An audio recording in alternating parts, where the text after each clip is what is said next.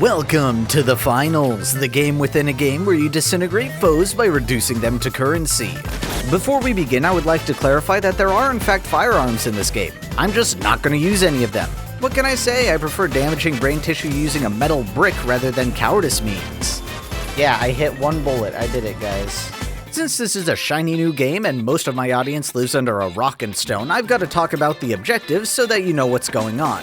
The game will systematically spawn these vaults, which you must unlock and deposit into a cash out elsewhere on the map. But don't relax just yet. The cash out takes a while to secure your riches, so you must hunker down and prepare for any would-be bandits. Interacting with a cash out that isn't under your control will grant you ownership within a couple of seconds. Just make sure you're not the only one trying to steal it, since only one person can interact with it at a time. But we will need to steal. We have our own cash out secured and it isn't going anywhere. Oh no. Oh, right. The terrain.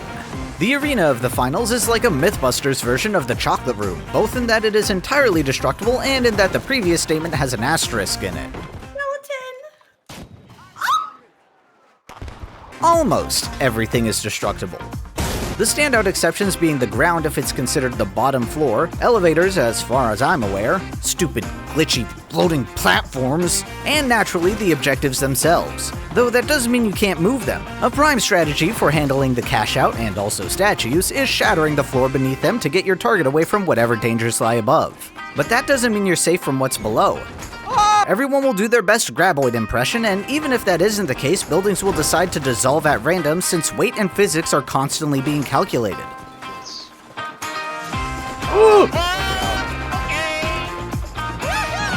Of course, if you want to aid this process, every class has destructive loadout options at their disposal.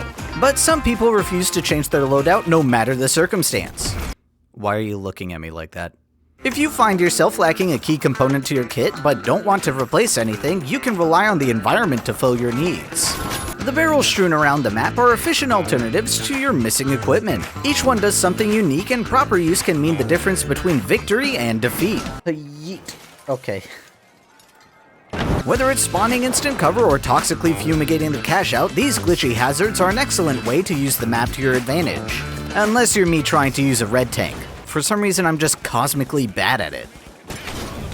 Alright, maybe instead of talking about the mechanics I'm too dumb to use, I should talk about the vessels you'll use to interact with this volatile world. The Light is a mix between the TF2 Scout and Spy class, meaning you're at the top of everyone's kill list and you have just enough HP to not survive a rocket. You're going to use your tiny frame and high speed to navigate tight spaces, deliver the vault in record time, and approach firefights from bizarre angles to get the jump on your targets. It's best you maintain this aversion to direct combat, since the moment someone notices you, you'll be atomized by a high-explosive anti-tank rocket-propelled grenade. On that note, I advise you don't try a head-on approach while using the cloaking device. Invisibility does not make you immune to crossfire. Fret not, my petite friends, for having bones made of glass comes with a terrifying reward.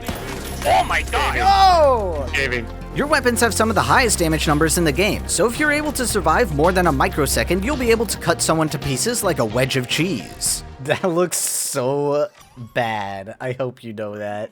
On the opposite end of the weight categories, we have the Heavy. This behemoth carries the weight of the world on their shoulders, both in a metaphorical and literal sense. They have some of the most influential devices and specialized weapons in the roster, along with enough health to get them close enough to actually use them. The primary downside of this is that you're too large to crawl through vents and are much slower than the other classes. No, they got They're running at you. Tasty. If you're a coward, you may find yourself wielding a variety of one-way shields and deployable terrain. But if you're missing a few screws, you'll take the alternative and destroy everything you touch. The Heavy's charge has a widely versatile ability that closes gaps, turns any wall into a window, and steamrolls anything or anyone trying to stop you. With this ability, you can finally enact your Kool-Aid Man dreams and oh yeah! From an unexpected location to rotate heads 180 degrees using the business end of a sledgehammer.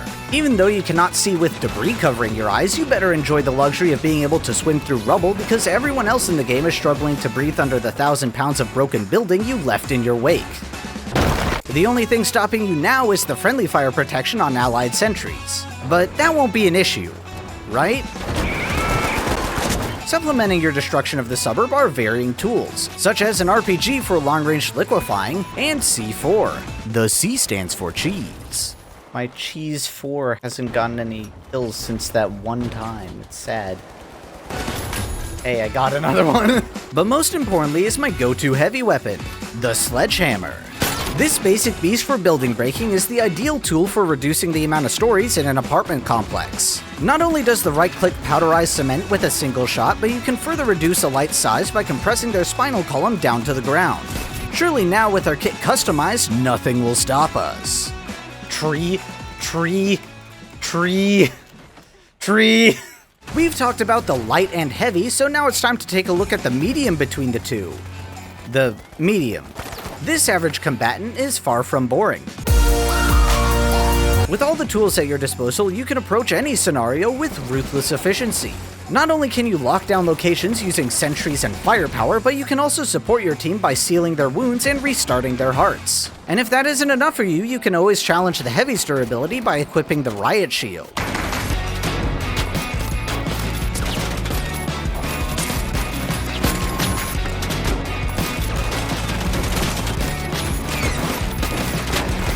This metal rectangle will block just about everything. Bullets, melee strikes, explosions. The only surefire way to dispatch a riot shield is by setting them ablaze. Blasting the ground behind them or shooting their toesy-woesies off can also yield desirable results. What's truly magical about the riot shield is that you don't need to be blocking for it to function. It's basically an invulnerable surface that's stuck to the outside of your model whenever it's wielded. This allows you to strafe around and block most of the incoming damage while still swinging your forget-me stick. On top of that, interacting with objects such as statues or the cash-out will allow this invulnerability, but also make the shield disappear. It's a morally dubious technique, but you have to admit it attracts a hilarious amount of bullets. So why the f does no one use this? I haven't seen a single riot shield this entire time. I don't know, you're just better. I apparently am. By the way, the bullet attraction I mentioned is kind of a permanent status effect. If someone sees a riot shield, they are filled with so much rage and desire to kill the unkillable that they just ignore your teammates that are turning them into Swiss cheese. Huge shield gameplay. You ate every bullet from those guys.